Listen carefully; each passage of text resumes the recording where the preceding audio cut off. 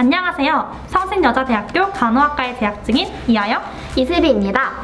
슬비씨, 최근에 코로나19 확산도 심해지고 날씨도 부쩍 추워졌는데 건강관리 잘하고 계신가요? 그럼요. 코로나 예방 수칙을 철저히 지키면서 겨울철 질병에도 걸리지 않게 건강관리 잘하고 있습니다. 오, 그렇다면 저한테도 그 건강관리 방법 좀 알려주세요. 당연히 알려드려야죠. 오늘 저희가 새해에는 좀 더 건강하고 안전하게 지낼 수 있도록 스스로 어떻게 건강관리를 해야 할지에 대해 알려드리겠습니다. 네, 맞습니다. 작년부터 이어진 코로나19의 예방법과 코로나 바이러스 외에도 우리의 건강을 지키기 위한 다른 질병들의 예방법까지 다뤄볼 예정입니다.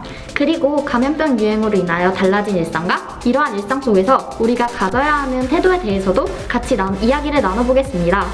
그럼 먼저 코로나19 예방법에 대해 보다 더 자세하고 날카롭게 살펴볼까요? 코로나19 예방법을 살펴보기 전에 간단히 코로나19란 무엇인지에 대해 알아보겠습니다. 화면에 보이는 사진이 바로 코로나19 바이러스의 실체입니다. 이 바이러스는 기침이나 재채기와 같은 비말 또는 오염된 물건과의 접촉을 통해서 전파됩니다. 따라서 우리가 잘 알고 있는 마스크 쓰기, 손 씻기, 사회적 거리두기, 자가격리 등을 통해 이를 예방할 수 있습니다. 그런데 이러한 예방법에는 몇 가지 잘못된 오해들이 존재하는데요. 지금부터 코로나19 예방법의 오해와 진실에 대해 함께 파헤쳐봅시다. 먼저 마스크에 대한 오해와 진실을 알아봅시다. 첫 번째는 어떤 종류의 마스크를 써야 하는가에 대한 오해입니다. 우리는 다양한 종류의 마스크의 특징을 알고 자신에게 적절한 마스크를 골라 사용해야 하는데요. 마스크는 식약처의 허가를 받은 의약용품 마스크와 식약처의 허가를 받지 않은 마스크로 나눌 수 있습니다. 이렇게 의약용품 마스크에는 KF94, KF80, 비말 차단용, 수술용 마스크가 포함되며 되도록 이러한 의약용품 마스크를 착용하는 것이 좋습니다.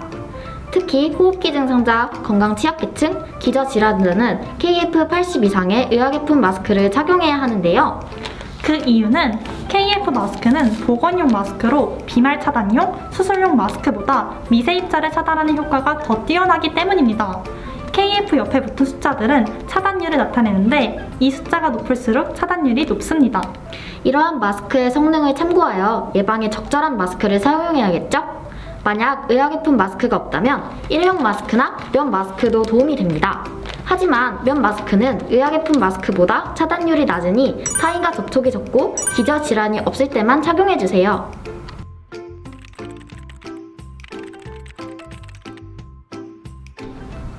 두 번째는 마스크 착용법에 대한 오해입니다.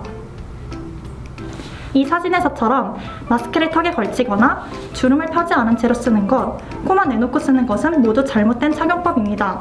심지어 입과 코를 완전히 가리지 않는 것은 마스크 미착용으로 간주되어 과태료가 부과됩니다.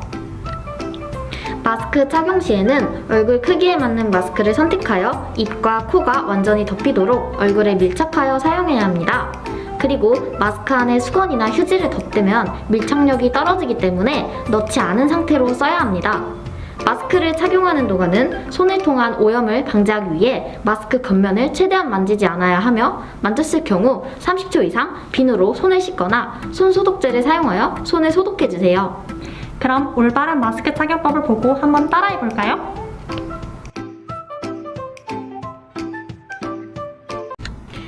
마스크 날개를 펼친 후 양쪽 끝을 오므려주세요. 그 다음 고정심 부분을 위로하여 코와 입을 완전히 가려주세요. 머리끈을 귀에 걸어 위치를 고정해주세요. 양 손가락으로 코편이 코에 밀착되도록 늘려주세요. 공기 누설을 확인하며 앞면에 마스크를 밀착시켜주세요. 컵형 제품의 마스크는 다음과 같은 방법으로 착용해주세요.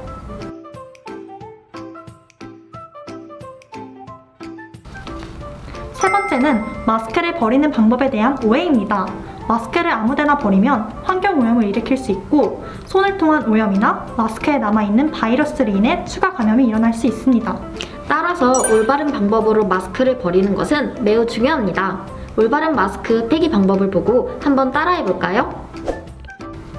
마스크 앞면에 손을 대지 않고 귀에 거는 끈만을 이용해 탈의해주세요.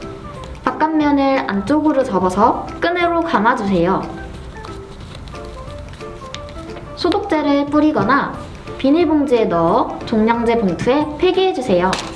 마스크 폐기 후에는 꼭 비누로 30초 이상 손을 씻어주세요. 네 번째는 마스크 재사용에 대한 오해입니다. 요즘 마스크는 생활 필수 아이템이 되어 한 번만 쓰고 폐기하기에는 무리가 있는데요. 그렇다면 사용했던 모든 마스크는 여러 번 재사용할 수 있을까요? 그렇지 않습니다. 오염 우려가 적은 곳에서 일시적으로 사용한 경우에만 재사용이 가능합니다.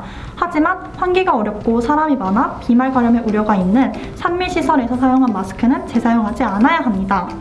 그리고 땀이나 물에 젖은 마스크도 세균 번식의 우려가 있으므로 재사용하면 안 됩니다. 맞아요. 재사용할 마스크를 보관할 때에는 지정된 곳에 매달아 두거나 또한 종이봉투와 같은 깨끗하고 통풍이 잘 되는 용기에 보관해야 해요. 마스크를 여기저기 걸어두거나 마스크를 빨거나 또한 마스크 표면에 알코올 세정제를 뿌리지 않도록 해야 합니다.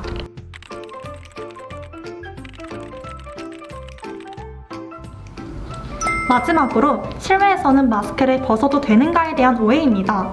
실외에서는 다른 사람과 2m 이상 거리 두기가 어렵다면 꼭 마스크를 착용해야 합니다. 또한 실외더라도 집회, 공연, 행사 등 많은 사람이 모이는 경우 2m 거리 두기와 상관없이 마스크를 착용해야 합니다. 한편 모든 실내에서는 마스크를 상시 착용해야 하는데요. 다만 집, 개인 사무실 등 분할된 공간에 혼자 있거나 외부인 없이 동거인과 함께 있을 때 마스크를 착용한 상태로 수행하기 어려운 활동을 할 때에는 마스크를 벗어도 좋습니다. 만약 가정에서 건강 취약계층, 기저질환자 등 고위험군과 함께 생활한다면 동거인일지라도 마스크 착용을 권고하고 있습니다.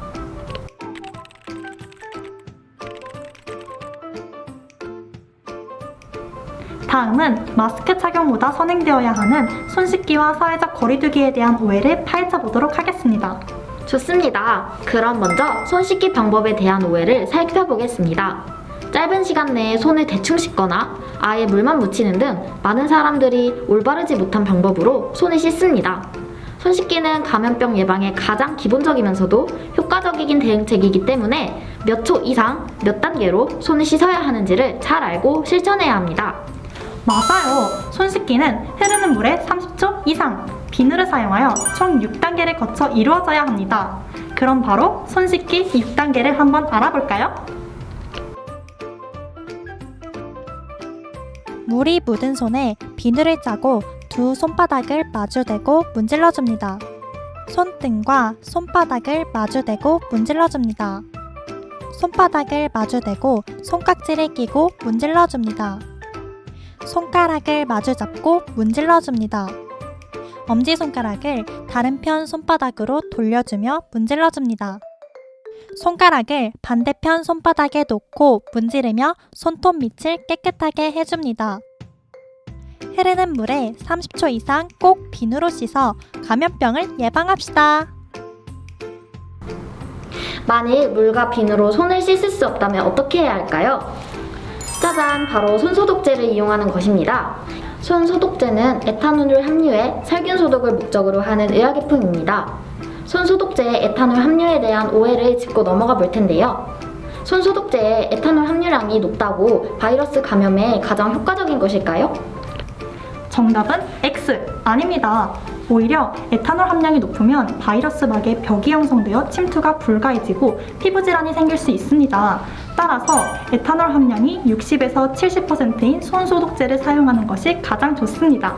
그렇다면 손소독제 사용 방법도 함께 알아볼까요? 먼저 겔 타입의 손소독제 사용법입니다. 한 손당 손소독제를 2번 이상 짭니다. 그 다음 손바닥 길이 10번에서 15번 정도 문지르고 손등에 비벼줍니다. 그리고 손가락 사이도 닦아줍니다. 손가락 끝 부분을 맞댄 채 비벼줍니다. 엄지손가락을 다른 손으로 감싸고 문지릅니다. 마지막으로 손가락 끝을 모아 반대쪽 손바닥에 비빕니다. 다음은 마트나 공공시설에서 흔히 배치되어 있는 스프레이 타입의 소독제입니다. 얼굴을 가까이에 대고 뿌리지 않도록 주의합니다. 소독제 사용 후 충분히 말려주세요. 에탄올은 인화성 물질이기 때문에 마르기 전에 불길에 닿지 않도록 조심해야 합니다.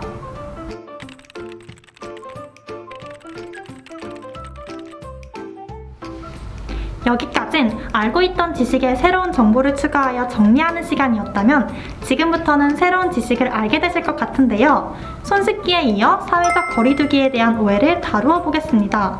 요즘 사회적으로 거리를 두어야 한다고는 하지만 거리두기의 효과와 단계에 대해 잘 몰라서 올바르게 실천하지 못하는 분들이 아직 많은 것 같은데요. 맞아요. 교회나 목욕탕, 술자리 등에서 대규모 집단 감염 사례가 증가했던 걸 보면 더욱 그렇게 느껴지는데요. 그렇다면 거리두기를 어느 정도까지 어떻게 해야 하는지에 대하여 알아봅시다. 최근에 기존 3단계에서 사회적 거리두기 체계를 5단계로 세분화한 사실을 알고 계신가요? 이 표처럼 1단계, 1.5단계, 2단계, 2.5단계, 3단계로 나누어 단계별 방역 정도의 차이를 줄이고 지역적 접근을 강화하였습니다. 이러한 단계를 정하는 격상 기준은 다음 표에서 볼 수 있습니다. 이를 바탕으로 방역 당국에서는 사회적 거리두기 단계와 기간을 정해 권고하게 됩니다. 이렇게 단계가 정해지면 우리는 외출할 때 정해진 단계에 따른 수칙들을 잘 지켜야 합니다. 수칙들을 상황별로 나눠서 쉽게 알려드리겠습니다. 먼저 다중이용시설을 방문할 때입니다. 보건복지부에서는 다중이용시설을 중점관리시설과 일반관리시설의 2층 구조로 분류했습니다. 그리고 단계별로 시설의 운영 지침을 정했는데요. 다시 말해 해당 시설들이 의무적으로 이 표에 따라 운영되면 시설 이용자는 저절로 시설 내의 거리두기, 이용시간 등을 지키게 되는 것입니다. 다음 상황은 우리가 일상생활 및 사회적 경제적 활동을 하는 상황입니다. 이때는 단계별로 모임이나 행사의 규모 및 참가 인원 등을 고려하여 방역 수칙을 스스로 지키도록 노력해야 합니다. 가능하면 외출을 자제하고 집에 머무르는 것이 좋겠지만 꼭 나가야 하는 상황이라면 지금 이 내용을 잊지 말고 잘 지키도록 합시다. 지금까지 코로나19 예방법의 오해와 진실을 통하여 올바른 예방법을 자세하게 알아보았습니다. 하영씨, 저는 예방법만큼 이것도 굉장히 중요하다고 생각합니다. 그게 뭐죠? 그건 바로 코로나19 감염이 의심되었을 때 대처하는 방법인데요. 개인이 철저하게 감염을 예방하더라도 바이러스가 눈에 보이지 않아서 자신도 모르게 코로나19에 감염될 수 있기 때문입니다. 맞습니다. 그럼 지금부터 코로나19 감염이 의심될 때 어떻게 대처해야 하는지 함께 살펴볼까요? 코로나19 감염이 의심될 때는 마스크 착용을 생활화하고 외출을 자제해야 하며 하루 이틀은 집에서 휴식을 취해야 합니다. 의심 증상이 심하게 나타났을 때에는 대학병원 응급실이나 병원을 찾지 말고 1339 혹은 지역번호와 함께 120에 전화하거나 관할 보건소 문의 및 선별진료소에 우선 방문해야 합니다. 의료기관을 방문할 때에는 반드시 마스크를 착용하고 가급적 대중교통이 아닌 자차를 이용해야 합니다. 또한 선별검사를 마치면 추가 감염을 막을 수 있도록 곧바로 귀가하는 것 잊지 말아주세요. 그리고 무엇보다 의료인과 방역당국의 권고사항을 잘 따르는 것이 좋겠죠?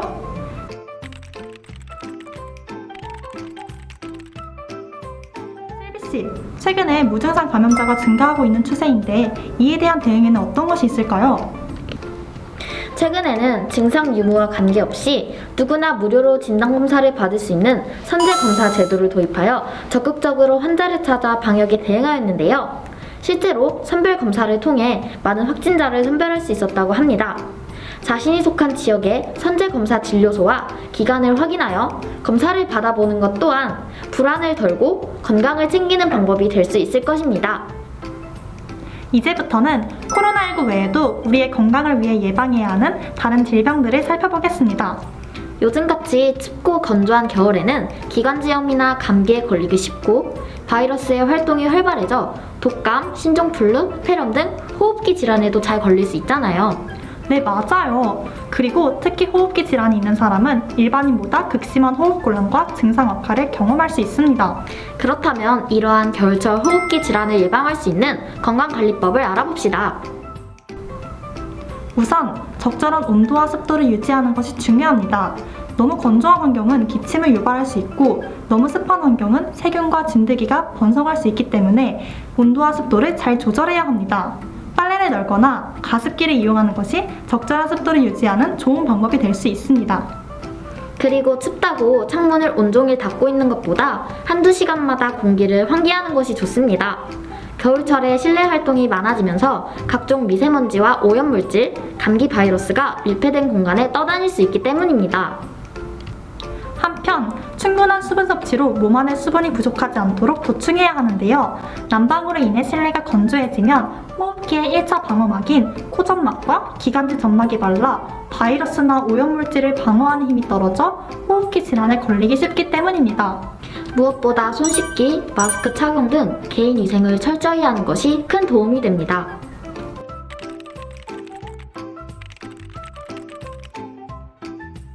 실비씨, 코로나19 대유행으로 건강과 관련된 모든 관심이 코로나19에 집중되면서 어떤 일이 벌어지고 있는지 혹시 알고 계신가요?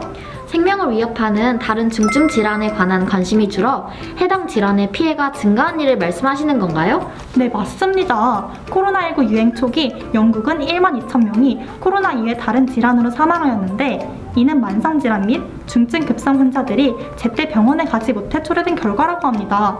마찬가지로 미국에서는 급성 심근경색으로 인한 입원은 감소하고 병원 밖에서 발생한 심정지의 빈도가 증가했다고 합니다. 또한 우리나라에서는 인간 면역 결핍 바이러스인 HIV의 검사 및 신고의 30%가 보건소에서 이루어졌었는데 코로나19로 인해 검사가 어려워지면서 해당 질병의 발견이 늦어져 치료 접근성에 악영향을 미칠 수 있다고 합니다. 이러한 현실에서 우리가 건강을 지키기 위해서는 코로나19 외에도 사망과 직결될 수 있는 중증 질환과 만성 질환에 대해 잘 알고 예방하는 것이 중요합니다. 증상이 아주 위중한 질병은 중증 질환이라고 하며 대표적으로 암, 심장병, 뇌혈관 질환 등이 있습니다.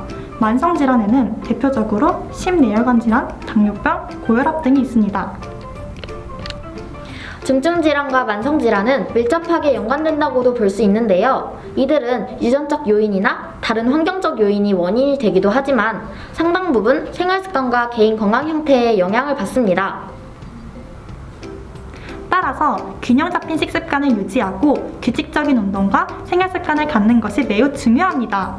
새해에는 과음을 피하고 금연을 실천하며 건강한 생활 습관을 길러봐요. 아참! 그리고 올해 국가건강검진 대상자와 항목을 확인하여 건강검진을 받고 질병을 미리 발견하는 것도 좋은 방법이 될 수 있겠죠? 실비씨, 질병을 예방할 수 있는 중요한 예방법이 또 있는 거 아시죠? 네, 지금부터는 그 또 다른 예방법인 예방접종에 대하여 자세히 알아보겠습니다. 예방접종은 연령별로 대상 감염병에 따라 백신의 종류 및 접종 방법, 횟수가 다른데요. 이러한 정보들은 질병관리본부 예방접종 도우미 사이트에서 자세히 알 수 있습니다. 이러한 사이트를 활용하여 자신이 미처 맞지 못한 백신이 있는지 어떤 백신을 맞아야 할지 등을 잘 알아봐서 적극적으로 질병을 예방하는 것이 좋겠죠? 그럼 먼저 어떤 예방접종이 있는지 종류를 살펴볼까요? 예방접종은 크게 19종의 국가예방접종과 7종의 기타 예방접종으로 나뉘어지는데요. 국가예방접종은 국가가 권장하는 예방접종으로 보건소, 의료기관에서 접종할 수 있고 기타 예방접종은 국가지원 대상 외에 의료기관에서 접종할 수 있습니다. 저희가 앞에서 다뤘던 겨울철 호흡기 질환과 관련된 예방접종도 국가예방접종에 포함되어 있는데 혹시 그게 뭔지 아시나요? 네, 바로 인플루엔자 바이러스 예방접종이죠. 겨울철 호흡기 질환은 인플루엔자 바이러스로 인해 발생하는 경우가 많습니다. 코로나19는 아직 백신이 없지만 인플루엔자 바이러스는 백신이 있으므로 예방접종을 하는 것이 좋겠죠? 그런데 인플루엔자 바이러스 예방접종에 우선 접종 대상자가 있는 것 아시나요? 첫째, 인플루엔자 바이러스 감염 시 합병증 발생이 높은 대상자. 둘째, 고위험군에게 인플루엔자를 전파할 위험이 있는 대상자. 셋째, 집단 생활로 인한 인플루엔자 유행 방지를 위해 접종이 권장되는 대상자입니다. 자신이 여기에 해당 사항이 있는지 잘 살펴보고 생후 6개월에서 만 8세 이하 아동은 매년 1회에서 2회, 만 9세 이상부터 성인은 매년 1회, 늦어도 10월 말까지는 꼭 접종을 받아야 합니다. 이제 예방접종에 대해 잘 알았으니 올해는 잊지 말고 꼭 맞도록 해요. 다음으로 코로나19와도 관련된 폐렴구균 백신에 대해 말씀드리겠습니다. 여기서 폐렴구균은 급성 중이염, 폐렴 및 균열증, 수막염 등 침습성 감염을 일으키는 주요 원인균 중의 하나입니다. 이 침습성 감염의 발생 빈도가 높은 2세 이하나 65세 이상 만성 질환자 등이 접종 권장 대상으로 지정됩니다. 작년 말까지 65세 이상을 대상으로 폐렴구균 무료 예방접종을 시행하였는데 올해도 확인해서 맞는 것이 좋겠죠? 그리고 여기서 오해하지 말아야 할 점이 폐렴규균 백신이 바이러스성 폐렴을 예방할 수는 없습니다. 다만 코로나19, 인플루엔자, 기타 다른 호흡기 바이러스 감염 후 2차적으로 발생할 수 있는 세균성 폐렴 합병증 발생을 예방할 수 있어 매우 중요한 것입니다.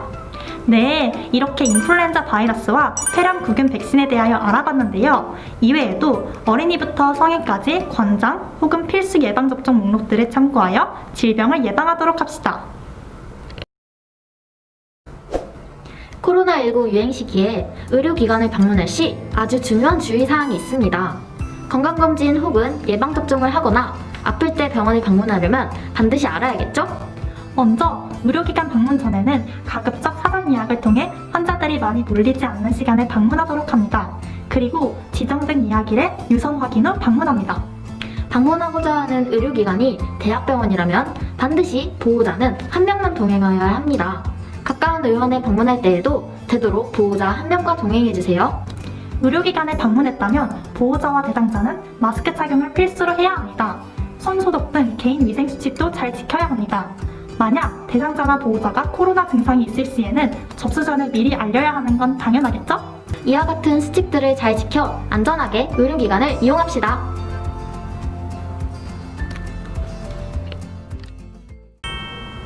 지금까지 코로나19의 예방법과 우리의 건강을 지키기 위한 다른 질병들의 예방법까지 알아보았습니다. 현재 우리는 코로나19로 인한 감염병 유행을 겪으면서 일상에서의 많은 변화를 경험하고 있죠. 네, 그렇습니다. 저희와 같은 학생들은 작년에 처음으로 비대면 수업을 들었었죠. 예정됐던 많은 행사가 취소되기도 하고 명절 때마저 가족끼리 모일 수 없었습니다. 그리고 어디를 가든 마스크를 착용해야 하고 방명록을 작성하거나 체온을 측정하는 등 방역과 함께한 삶들이 이제 일상이 된 것 같아요. 이렇게 많은 것이 달라졌지만 특히 의료 분야에 종사하는 분들의 노고가 매우 크다고 생각합니다. 코로나19의 최전선에서 최선을 다하고 계신 많은 분과 사랑하는 사람들을 위해 우리는 오늘 함께 알아본 코로나19 예방법과 건강관리법을 생활 속에서 실천해야 하지 않을까요? 나 하나쯤이야 라는 아니란 생각보다 나 하나라도 라는 멋진 생각이 사회를 변화시킬 수 있을 것으로 생각합니다. 우리 모두 희망을 잃지 않고 같이 노력하여 일상을 되찾아 건강한 사회에서 살아갔으면 좋겠습니다. 저희의 영상을 끝까지 시청해주셔서 감사합니다.